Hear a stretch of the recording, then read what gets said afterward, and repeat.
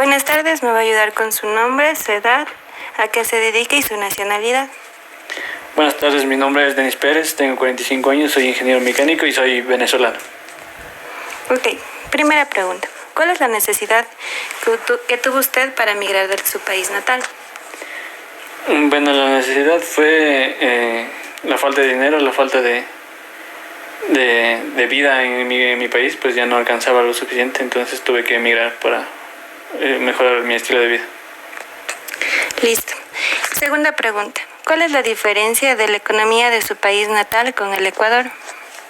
Bueno, la gran diferencia es la moneda. Ya la moneda en mi país está tan devaluada que no alcanza para nada, en el contrario del Ecuador. Ok, gracias. El empleo en el extranjero, ¿usted considera que el empleo en el extranjero es más sacrificado que el empleo en el Ecuador? Bueno, yo creo que sí, pues en el extranjero no hago lo mismo que hacía en mi país, pues como era ingeniero mecánico en mi país natal, cumplía funciones que no hago lo mismo que hago aquí en Ecuador. Entonces sí, es más sacrificado en Ecuador que en mi país. Listo. ¿Considera que el estilo de vida que tenía en Venezuela era sustentable con el sueldo que ganaba?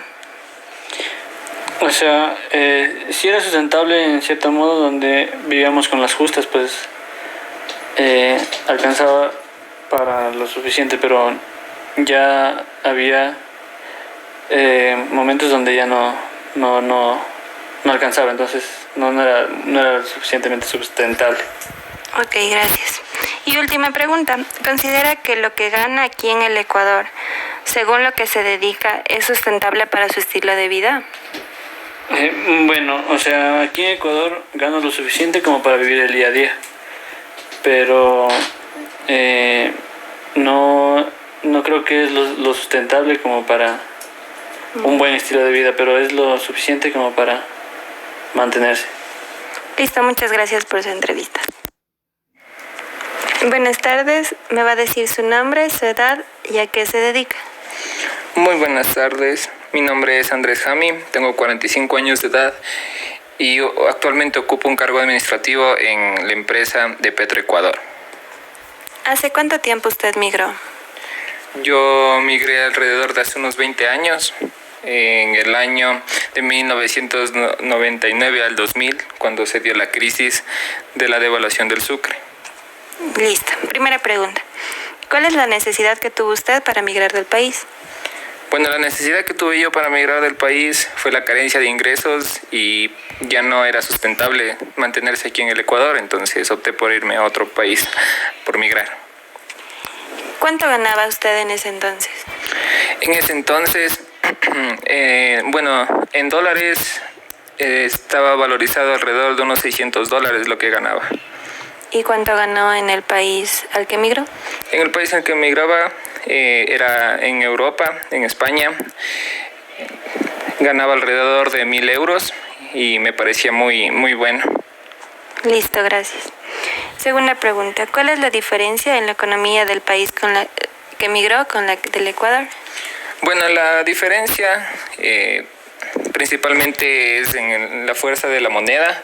El euro tiene un poco más de presencia que el dólar y bueno, en ese entonces tenía mucho más presencia que los sucres, entonces era una gran diferencia y también una gran diferencia de ganancia, de capital, de ingresos, porque $600 con 1.000 euros era una gran diferencia. Listo, gracias. Tercera pregunta. ¿En el extranjero el empleo era más sacrificado o no que en el Ecuador? Sí, ¿no? ¿O por qué? Bueno, a mi parecer, pienso yo que es igualmente sacrificado aquí en el Ecuador y allá en España también, porque se tiene que desenvolver el mismo trabajo, se tiene que cumplir las mismas horas, la única diferencia es los capitales que uno genera. Ok. ¿Considera que el estilo de vida es sustentable con la cantidad de sueldo que obtenía en su trabajo en el exterior? Sí, considero que era muy sustentable, porque me permitía pagar mis servicios básicos y también dar uno que otro lujo allí. Listo. ¿Considera que el estilo de vida es sustentable aquí en el Ecuador con lo que gana actualmente? Bueno, puede ser que sí sea sustentable. Con lo que gano actualmente no es tanto, pero con un poco más de ese sueldo.